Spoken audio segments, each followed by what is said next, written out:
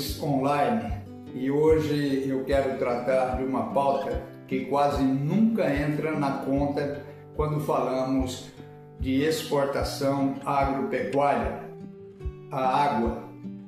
O Brasil exporta soja, milho, algodão, carne bovina, café, açúcar e muitas outras commodities. Isso é fundamental para a nossa balança comercial, para a geração de renda, emprego, tecnologia e presença internacional. Mas existe uma pergunta que precisa ser feita com mais seriedade e cuidado. Quando o Brasil exporta alimento e fibra, será que está exportando apenas commodity? Ou está exportando também água? Existe um conceito conhecido e chamado de água virtual. É a água utilizada ao longo do processo de produção de um alimento ou de uma matéria-prima. A água da chuva, a água do solo, a irrigação, a água usada na alimentação animal, na formação da pastagem, na produção da ração e também aquela água relacionada à cadeia produtiva. Ou seja, quando um navio sai carregado de soja, milho, algodão ou carne bovina, ele não leva água dentro do porão, mas leva produtos que só existem porque houve água disponível no território brasileiro. E aí começa a ficar muito maior do que apenas o preço da commodity. Vamos começar pela soja. A soja, como todos sabem, é o principal produto da pauta de exportação do agronegócio brasileiro. Na safra 24-25, a produção brasileira ficou acima de 171 milhões de toneladas, com mais de 106 milhões de toneladas destinadas à exportação. Considerando uma referência média global de aproximadamente 2.145 litros de água para produzir 1 quilo de soja. Estamos falando de algo próximo a 228 trilhões de litros de água virtual associados apenas à soja exportada. Repito, não é água embarcada fisicamente, é água incorporada no processo produtivo. E isso precisa entrar na discussão estratégica do país. No milho, a lógica é a mesma. Só para se ter uma ideia, a produção brasileira passou de 141 milhões de toneladas, com cerca de 40 milhões de toneladas exportadas.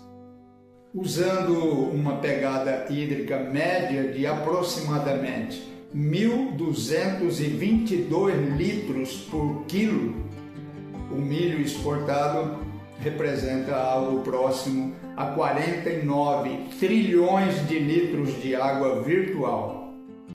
E aqui vale uma observação importante. O milho também é essencial para o mercado interno, especialmente para a ração animal, etanol e diversas outras cadeias produtivas. Portanto, falar de milho é falar de alimento, energia, proteína animal e segurança de abastecimento alimentar para a população brasileira. E essa conta não se limita aos alimentos. O algodão brasileiro, por exemplo, também precisa entrar nessa conversa. O Brasil se consolidou como um dos grandes produtores mundiais de algodão em pluma. Na safra 24-25, a produção ficou acima de 4 milhões de toneladas com quase 3 milhões de toneladas exportadas. A pegada hídrica média global do algodão em pluma é elevada. Passa de 9.000 litros para cada quilo de algodão produzido. Isso significa que o algodão exportado pode representar algo próximo de 27 trilhões de litros de água virtual.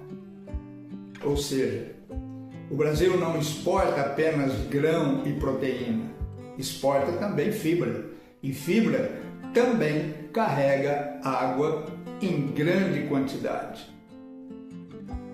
Na carne bovina, o número é ainda mais impactante. A referência global mais conhecida aponta algo em torno de 15.400 litros de água para produzir 1 quilo de carne bovina. Segundo dados setoriais, o Brasil produz cerca de 12 milhões de toneladas de carne bovina, com aproximadamente 4 milhões de toneladas destinadas à exportação e 8 milhões de toneladas ao mercado interno. Aplicando então essa referência média, a carne bovina exportada apresenta algo em torno ou próximo de 62 trilhões de litros de água virtual. É um número expressivo e, mais uma vez, isso não é argumento contra o agro, é um argumento a favor de uma visão mais completa sobre o valor real da produção das commodities brasileiras. Quando somamos apenas 4 grandes cadeias, soja, milho, algodão e carne bovina, por exemplo, chegamos a uma estimativa de ordem de grandeza impressionante. A água virtual, ligada ao volume exportado, fica próximo a 366 trilhões de litros. E a água virtual ligada ao mercado interno também fica muito próximo disso, cerca de 366 trilhões de litros. Ou seja, nessa amostra, o Brasil praticamente divide meio a meio a água virtual entre aquilo que exporta e aquilo que destina ao mercado interno. Isso mostra a dimensão desse tema. O Brasil não pode olhar para a água apenas como paisagem, como abundância natural e como vantagem eterna. Sabemos que não é. O Brasil tem muita água, mas isso não significa que tenha água infinitamente disponível no lugar certo, na hora certa e com qualidade garantida. E mesmo em regiões de altíssima produtividade, como o estado de Mato Grosso, já existem preocupações com a pressão sobre os pequenos rios, córregos, nascentes e aquíferos, especialmente diante da expansão da irrigação, da redução da estação chuvosa e da necessidade de manter 2 safras por ano. Quando um pequeno rio seca, o problema deixa de ser estatístico. Ele vira um problema para o produtor, para a cidade, para o abastecimento, para a biodiversidade e para o futuro da produção agrícola, por exemplo. Existe um outro ponto que não pode ser ignorado. Quando o mundo caminha para uma população maior, mais urbana e com maior demanda por alimentos, a agricultura já responde pela maior parte das retiradas de água doce do planeta. E quanto maior for a demanda por comida, proteína, fibra e energia, maior será também a pressão sobre os recursos hídricos.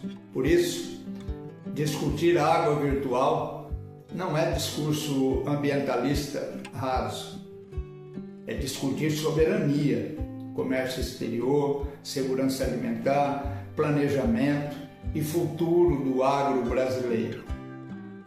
O problema não é exportar alimento. O Brasil tem competência, tecnologia e vocação para produzir. O agro brasileiro é estratégico para o país e para o mundo.